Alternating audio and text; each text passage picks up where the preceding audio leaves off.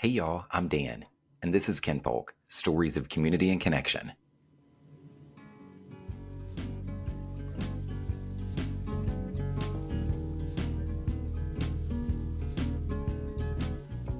This week, I'm chatting with Shaena Crossland, the owner of Sister Witches Crafting Company in Davis, West Virginia.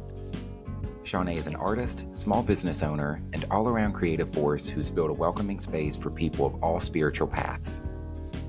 In this episode, we dive into her passion for crafting with natural elements, the inspiration behind her shop, and how she's created a space for connection and community in the heart of West Virginia. Let's dive in. Hey, Shaena, welcome to Kinfolk, Stories of Community and Connection. I'm so glad that you're here. Hi, Dan. Thank you. Thank you so much for having me. I'm very excited. Before we start, would you go ahead and give us you in a nutshell? Who are you and what you do? Okay. All right. Me in a nutshell. Wow. That's a novel, but we'll start with the chapter that I'm in right now. My name is Shaena Crossland. I live up here in Tucker County. I'm a resident of Thomas. I own a business here in Davis called Sister Witches Crafting Company. We've almost completed our second year of having a brick and mortar. I am a wife, a mother of both human and fur baby children. I also part-time as a waitress and a caregiver for the elderly. And I have 2 Montessori certifications, so I also part-time at our local Montessori co-op. I do want to get to fur babies at some point because I have 2 of my own that I love, and anytime I get to talk about them, I just love it. Okay. So the first thing I do want to ask, you say this is your second year, almost second year in brick and mortar. Yes. I've never been to the shop. Give me like a visual. If I were to walk in the front door, what would I experience? What would I see? Okay, so probably the first thing that would catch your eye would be the art wall. So I am an artist as well as my sister and my husband too, but specifically my sister and I do a lot of work with bone. So kind of like skull work, dried bugs, flora and fauna. So we take things that we find out in nature and we kind of give it a new life in a sense. So anything like that. And then my husband's a painter, so a lot of his paintings are on the wall. So that would probably be the first thing I think that people notice. If we were to categorize the shop, which I don't always like to do, but that's just kind of the name of the game, we would be considered a metaphysical or occult supply shop. So we have everything from the art, and then we have candles and oils and books, stones, wearable apparel, things like that, that you would probably find in your basic metaphysical shop. We do try and be a little more unique in what we offer because we offer about 20 things that we make on like here that we make ourselves. So that are made at my home or here at the shop. So we have everything from our own candles and oils to little single spell bottles and blessing bottles and things like that. And we do really, really push to let people know in every way possible that we are what's considered an omnist space. So that means that we respect all spiritual or religious paths or lack of.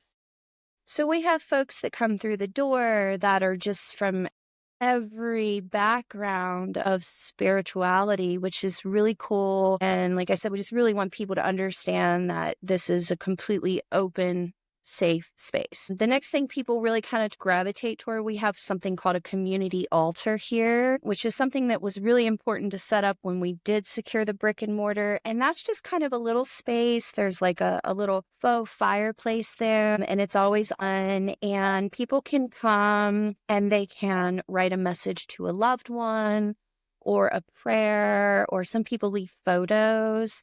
Some people leave offerings like candy or even money, things like that for their ancestors or anything like that. And then there's a small little cauldron there, and you are welcome to write a worry if you have a trouble that you're going through in life. And you're welcome to write that down on a piece of paper and drop that in that cauldron. And then every Sunday we take the cauldron home and we do a little cleanse and we burn those troubles for you. So that's definitely something that's noticed a lot. That's great. I have so many questions that I want to So lots of people ask do. you. So I guess my first one, you say the space, you say it's what was that word that you used, if you don't care to? An omnist space.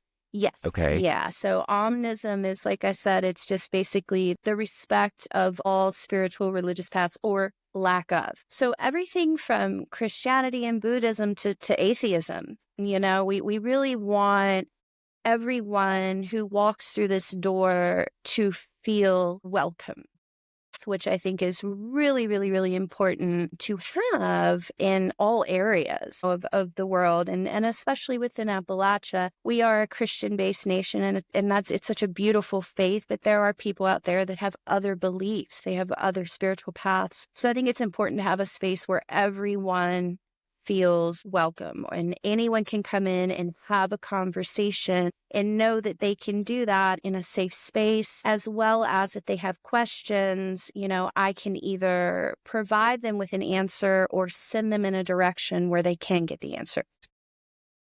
How receptive do you feel the community has been? Oh, yeah. So this community is amazing. They're wonderfully receptive. I have lived in Tucker County for almost 24 years now.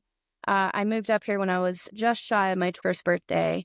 And I moved, a lot in your 20s. You travel and adventure a lot. But my roots are here. I was just born about 45 minutes down the mountain. So the people that are here, I have watched Tucker County change and grow, and it's very ebb and flow. But the people here, they know me.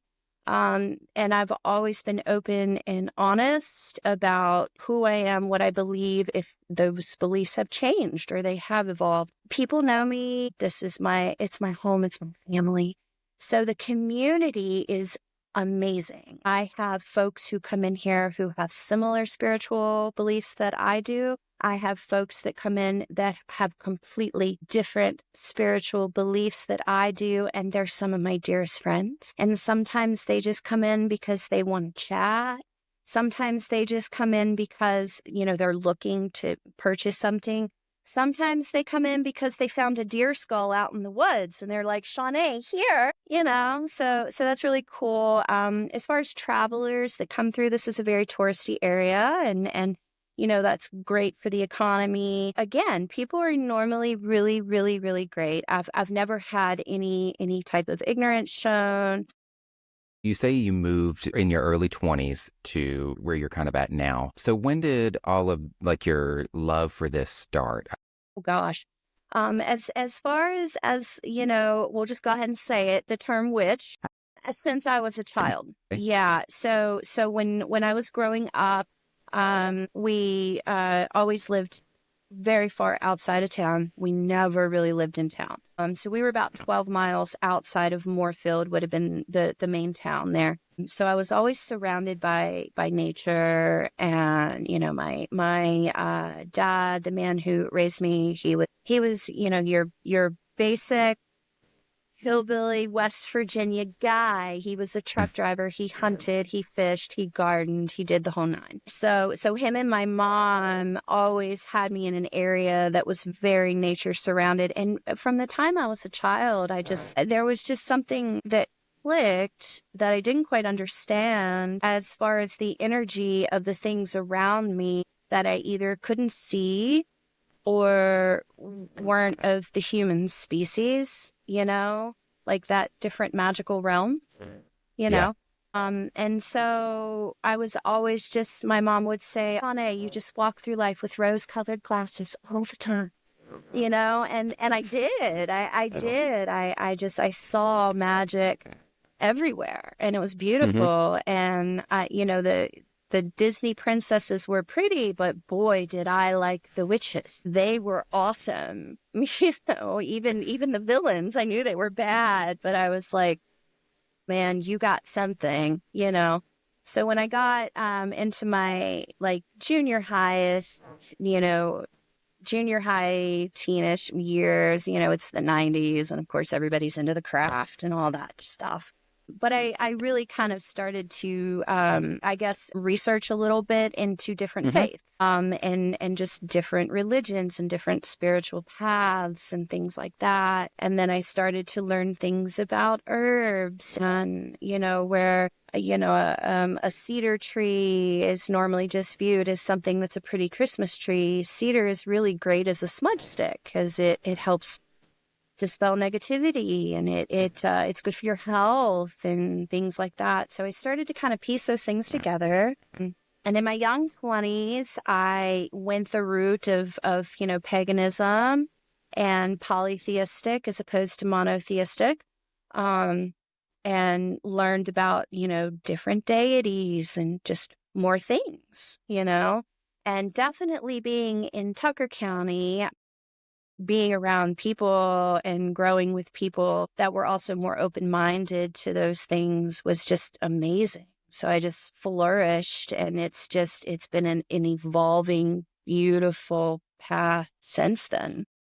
So I've always been known as the town witch, Dan. That's a title I would love to have. My sister and I say our dream goal is we will outlive our husbands, and then we will get a little cottage in the woods, and we'll just be the bog witches of West Virginia.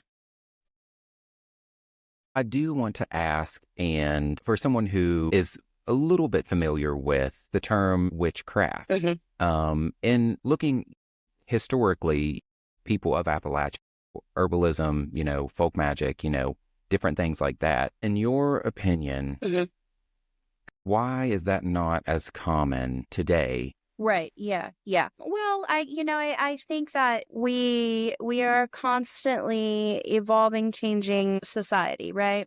Our species is always trying to find a better way.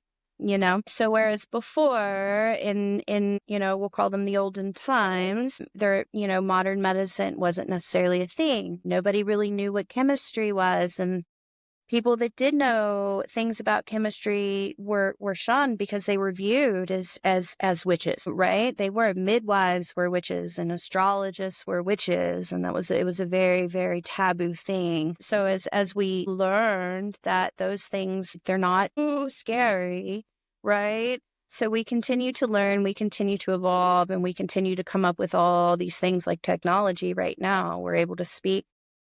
Those old ways just kind of, they fell to the wayside because ultimately, especially when it comes to things with health, we want to be healthy. We want to live. We want our families, everyone fears death. We fight that all the time, right?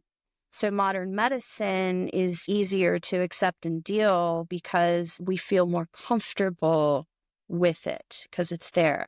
So the idea and the knowledge of, yes, okay, going and getting that Benadryl will help you. It really will. But do you need that Benadryl, or can you just pick up the dandelion and take the root and smash it up and shove it on that bee sting?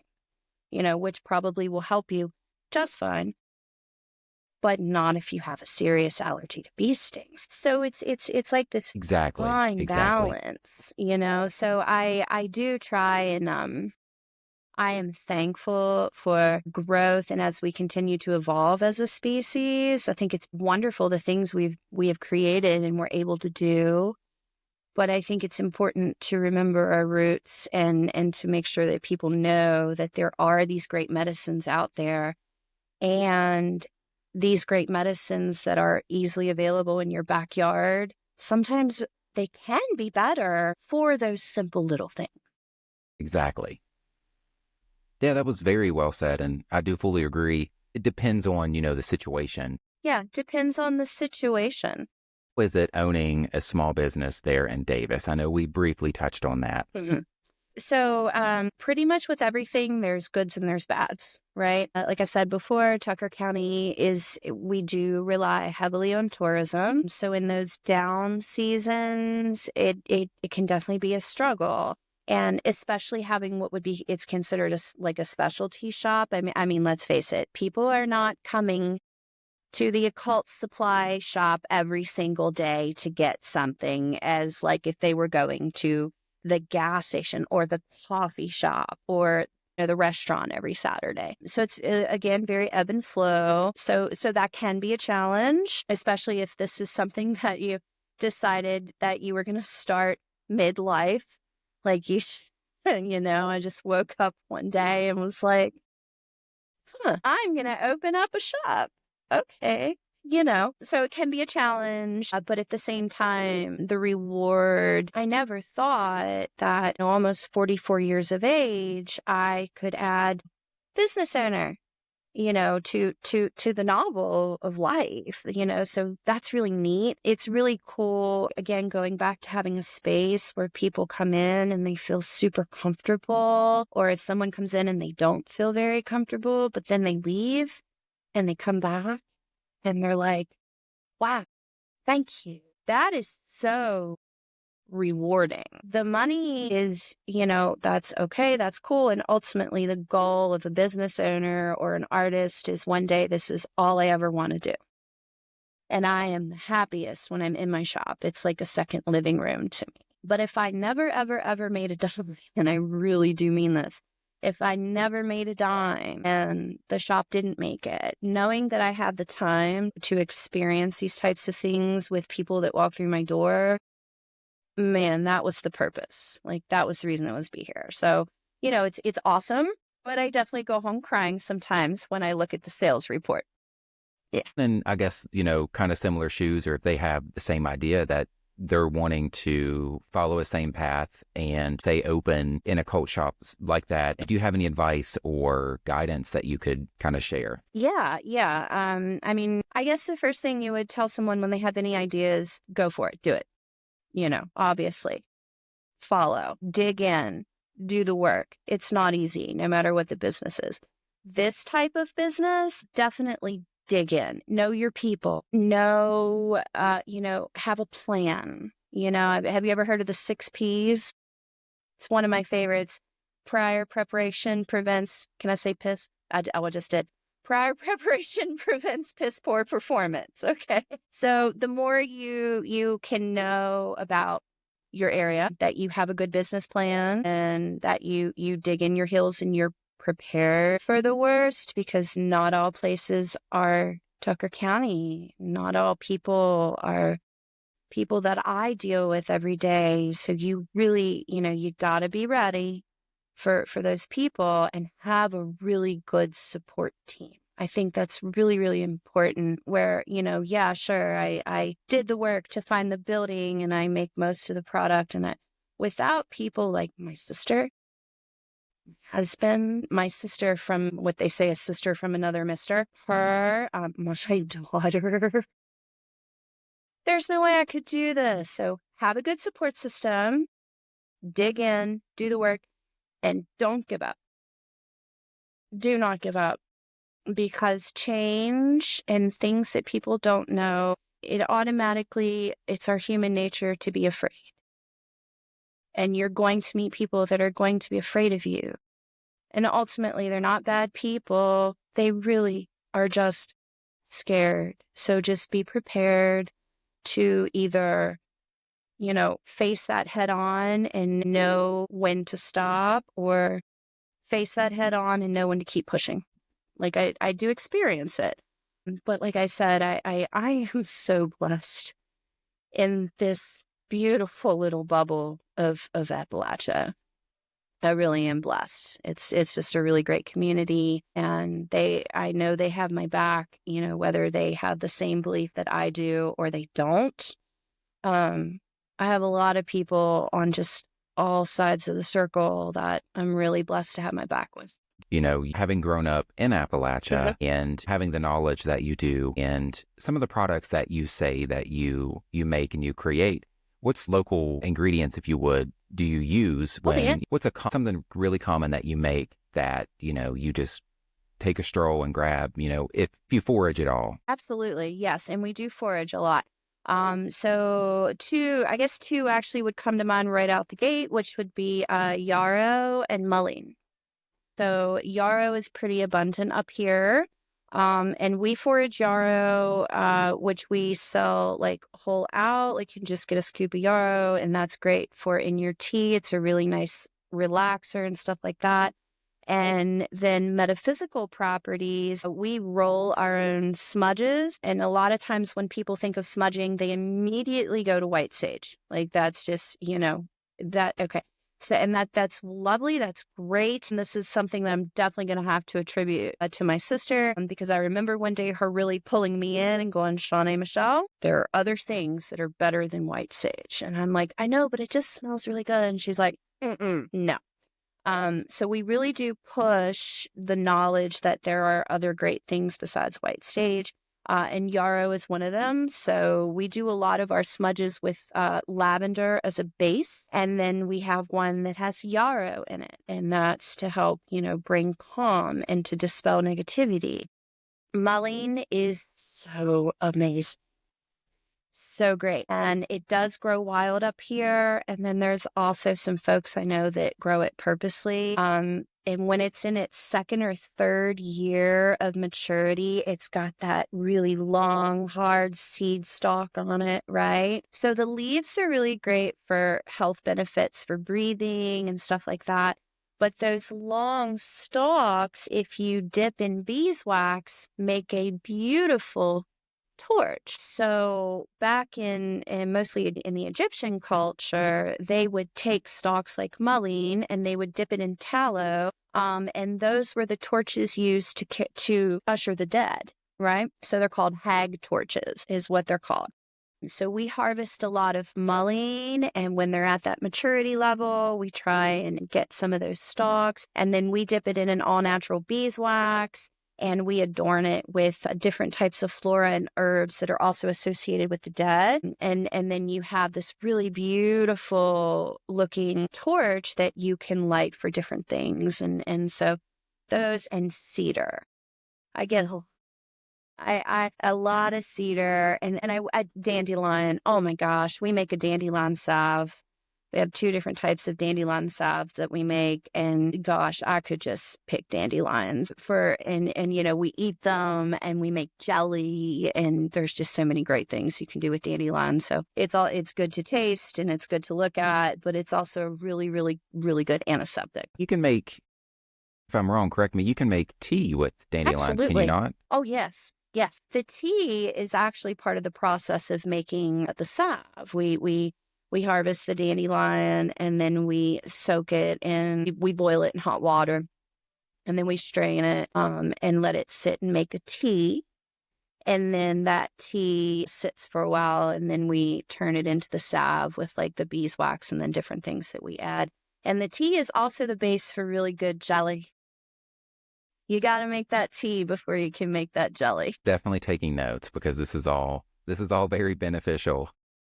Awesome, guys. That's the goal. So I'm really envious of, I guess, like people who can look at a tree and, be like, that's a maple, or, whatever flowers, whatever. Where do you feel like this knowledge came from of being able to identify different, flora and fauna? Oh, yeah. Okay. So years and years and years of just study. So obviously books are just awesome, but getting out there is even more awesome. And then other people. Again, this area is just filled with really, really cool people. So I had learned a lot from other people with the Montessori background training that I have. My mentor, I guess that's really when I probably started to turn my brain on to storing knowledge, was when I started my Montessori journey. And she was just an amazing teacher, and she really opened my eyes to the benefits of studying and how it can be fun.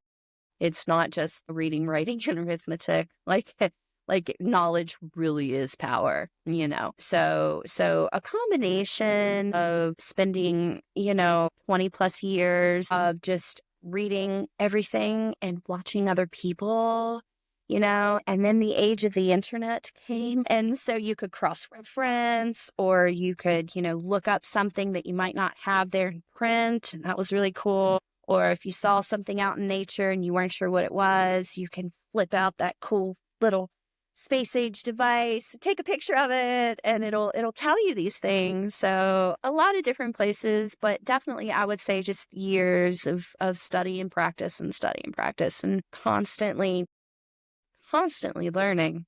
Yeah. Try to continue learning. Like I don't ever want to stop learning. Me neither.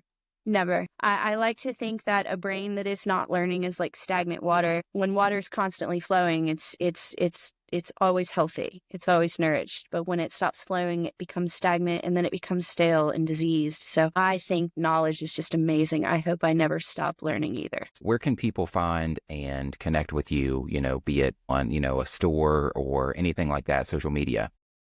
So on social media, let's see. So we have Instagram, Facebook, and TikTok, and all the links are our Sister Witches Crafting Company, so you can pull that all up. I do have a website that's the Square point of sale system, and it's very long. It's like sister/witches/crafting/company/square/site. So I do have a website. It's not open for purchasing, but it is, it's just kind of got like some info about the shop and, our location on Google Maps and things like that.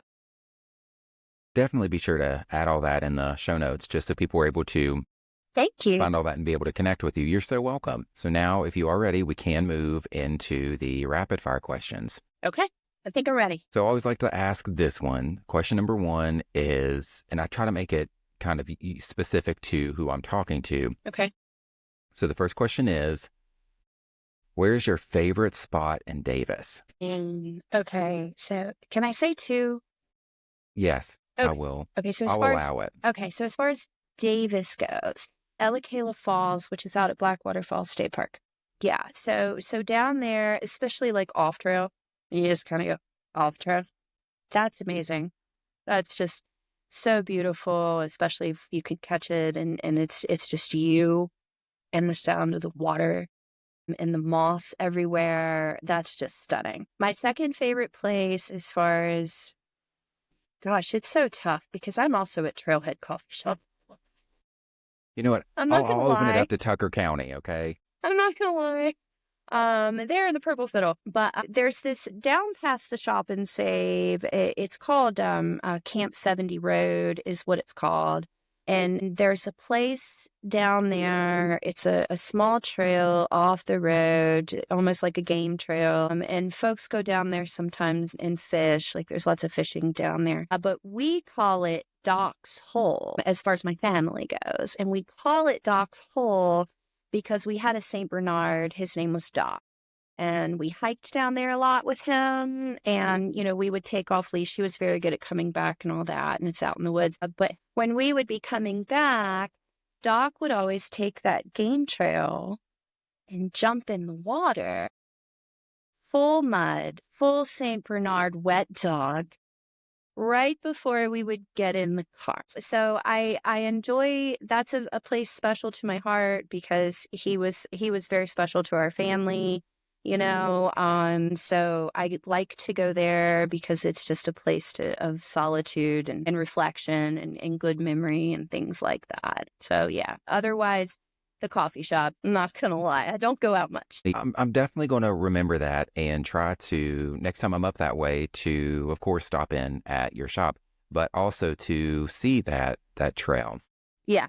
Okay, question number two, and this one's a little more, I guess, abstract in a way. Okay. So, question two, if you had to describe your shop's vibe in a song, what would it be? Man, that's tough. Wow. Okay. Shop's vibe in a song. Do you know the group Rising Appalachia? Two sisters. You ever heard of them? They do this one song, and oh my gosh, there's a part where the one sister, she's just kind of like doing this beautiful chant harmony type stuff. So I think it would probably be kind of close to that, and then anything by Fleetwood Mac. I would probably be like, please don't categorize me so much, but they're right. It's probably anything probably by Fleetwood Mac. Yeah, we'll just go with that. And question number three, if you had to describe West Virginia in one word, what would it be? Heaven. Heaven. It really, really, really is to me. I mean, it's got its kind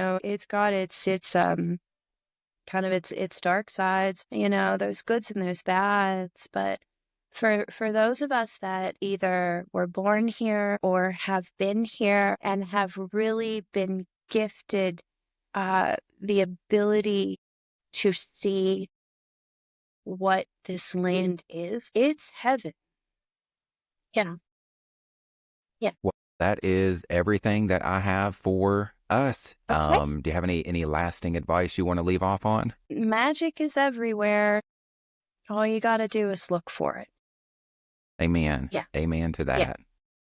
Sometimes I forget it, and I have to constantly remind myself. Same.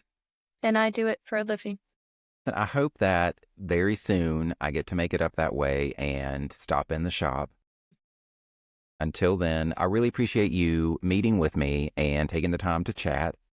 Thank you. And thank you so much for considering me. And obviously, shout out to Sue. Thank you, Sue, for bringing us together. So this has been a pleasure. It's been really cool. Thanks for tuning into this episode of Kinfolk, Stories of Community and Connection.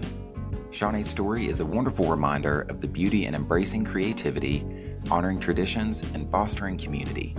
If you enjoyed this conversation, please take a moment to follow and rate the show on your favorite podcast platform. It helps us grow and share more incredible Appalachian stories. You can also connect with me on TikTok, Instagram, and Facebook, where I share more about local businesses, festivals, and hidden gems in Appalachia. Do you have a small business or know someone with a story to share?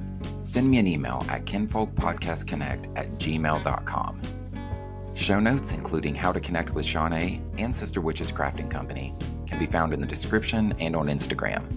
Until next time, stay curious, stay kind, and remember, magic is everywhere. All you gotta do is look for it. See y'all soon.